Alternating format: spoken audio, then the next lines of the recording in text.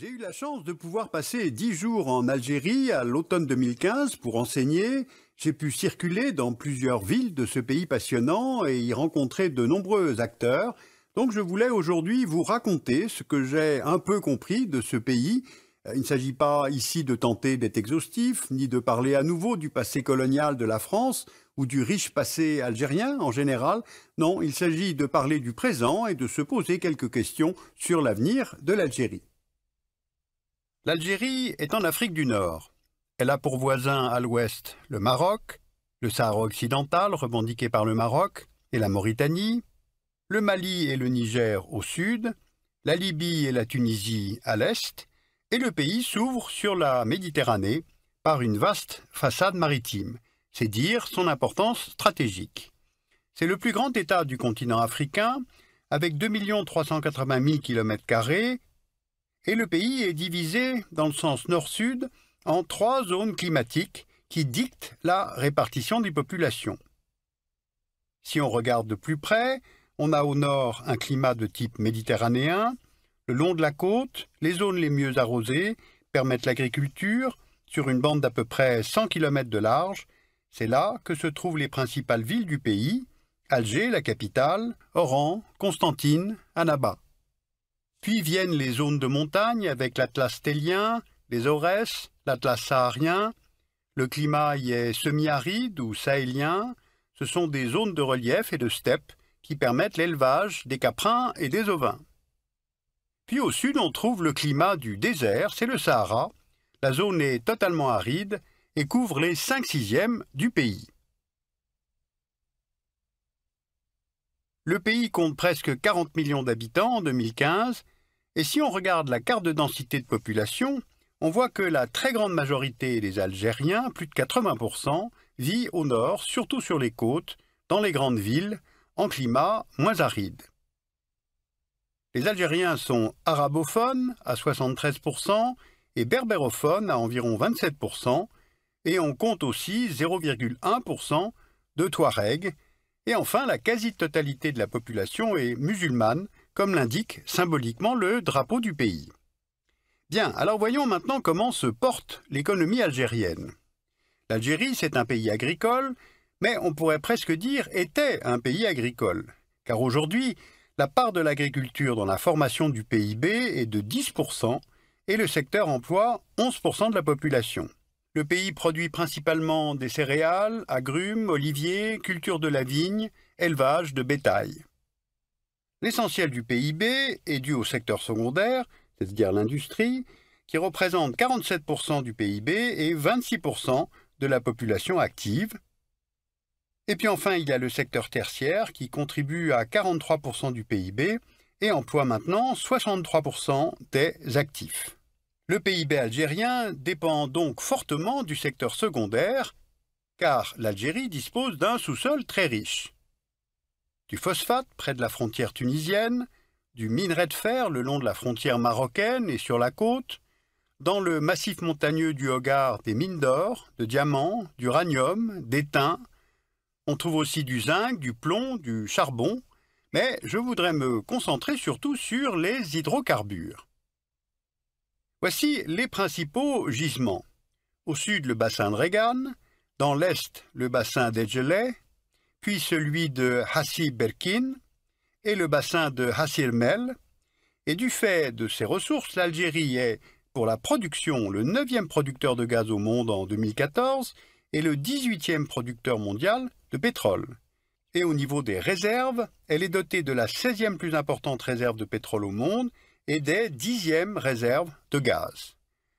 Au total, 95% et demi des recettes à l'exportation algérienne viennent du secteur des hydrocarbures. L'Union européenne achète d'ailleurs 34% de la production algérienne de pétrole et 60% de la production de gaz, ce qui en fait son premier partenaire économique. Alors tous ces chiffres pour vous faire mesurer le très haut niveau de dépendance du pays à ce seul secteur. Or, la conjoncture a changé, car on observe 3 phénomènes depuis 2014. Les exportations sont en baisse suite à la réduction de la demande européenne, du fait de la stagnation économique, mais aussi du fait du ralentissement de l'économie chinoise. Résultat, les recettes d'exportation d'hydrocarbures algériennes sont passées de 32 milliards de dollars au cours des 6 premiers mois de 2014 à 18 milliards pendant la même période en 2015. Deuxième phénomène, le prix du baril est passé de 112 dollars en juin 2014 à 45 dollars en novembre 2015 et les cours ne sont pas amenés à remonter. Et enfin, les grands gisements historiques du pays sont de moins en moins productifs. Résultat, l'Algérie ne parvient pas à boucler son budget avec un baril à 45 dollars. Elle puise dans ses cagnottes, notamment le Fonds de régulation des recettes. Les réserves de change du pays qui garantissent sa solvabilité sont passées de 179 milliards de dollars en décembre 2014 à 160 milliards en juin 2015. La balance commerciale est déficitaire depuis le début de l'année 2015 car le pays importe pratiquement tout ce qu'il consomme. Alors des économistes algériens ainsi que ceux du FMI estiment que le pays peut tenir sur ses réserves pendant 3 ou 4 ans, pas plus. Dit autrement, l'Algérie a quelques petites années pour lancer des réformes de structure et orienter la diversification des investissements. Or, ces réorientations ne semblent pas du tout à l'ordre du jour. Regardez sur ce planisphère les bassins de gaz et de pétrole de roche-mère, appelés à tort gaz et pétrole de schiste, nos sources étant les données de l'EIA.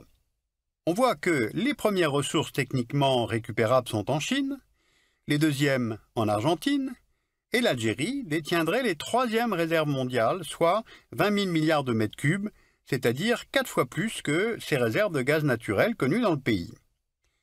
Voici la carte des principaux bassins de roche-mère en Algérie. Eh bien, face à une telle disponibilité de ressources, le Parlement a adopté une nouvelle loi sur les hydrocarbures et le gouvernement a lancé un programme de forage dans le Sahara.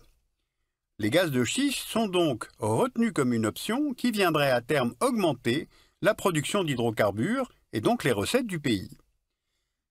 Sauf que cette décision a déclenché dès la fin de 2014 des manifestations d'hostilité à l'extraction du gaz de schiste. Elles se sont multipliées, notamment dans la ville d'Insalah, que l'on voit ici sur la carte. La décision de forer a été prise sans concertation avec les populations vivant sur ou à proximité des gisements. Or, il convient ici de faire maintenant plusieurs rapprochements. L'Algérie est un pays en pénurie hydrique, c'est-à-dire que l'eau disponible dans ce pays est peu abondante. On peut le voir sur cette carte du World Resources Institute qui montre les risques sur la disponibilité de l'eau, d'un risque faible à un risque extrême. Or, une grande partie du territoire algérien est en risque extrême. Selon l'ONU, le seuil de pénurie est de 1000 m3 par habitant par an en moyenne. Or, la moyenne pour l'Algérie est de 600 m3 par an par personne. Maintenant, regardez ce schéma. La principale technologie utilisée à ce jour pour accéder aux roches-mères est la fragmentation hydraulique, qui requiert une énorme quantité d'eau à injecter sous pression avec des adjuvants afin de faire éclater la roche.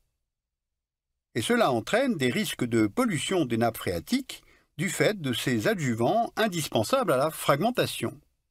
Mais en 2015, face à ces questions techniques et face à ces contestations, les autorités réaffirment avant tout les intérêts de l'État. Or, faut-il vraiment laisser se développer un tel projet sans écouter les mouvements de contestation?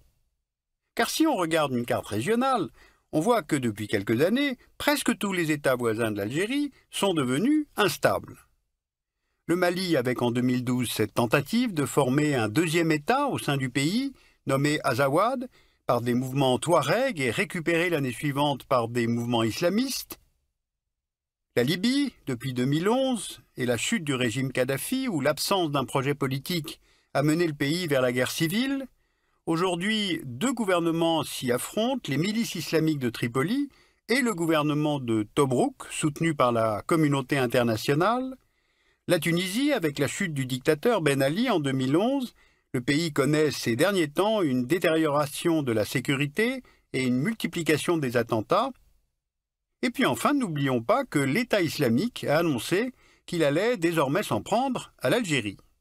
Alors il est difficile de mesurer si les revendications islamistes perdurent en Algérie, 15 ans après la fin de la décennie noire, Mais les frontières du pays sont immenses, dans le désert, donc ouvertes, et ce, dans une région en conflit et où circulent les armes. La prise d'otage en janvier 2013 dans le complexe pétrolier de In Amenas rappelle la porosité du Grand Sud algérien. Cette prise d'otage, revendiquée par le terroriste Mokhtar Belmokhtar, a entraîné la mort de 38 civils, algériens et étrangers, travaillant dans le complexe pétrolier, et la mort aussi des 29 terroristes. Alors on mesure bien par ces cas de figure toutes les fragilités, donc il y a des choix à faire. Dans un environnement géopolitiquement instable, l'Algérie peut-elle maintenir encore sa doctrine de non-intervention sur les théâtres extérieurs? Deuxièmement, est-ce bien le moment de s'engager dans l'exploitation des gaz de schiste, alors que le monde entier s'oriente progressivement vers des énergies post-carbone? Enfin, l'Algérie est un pays magnifique, un pays riche, mais son économie n'est pas saine. Forte dépendance aux hydrocarbures, on l'a vu, dépendance aux importations alimentaires, chômage massif chez les jeunes, une grosse partie de l'économie est informelle, donc on peut se demander pour qui l'Algérie est riche et pleine d'avenir.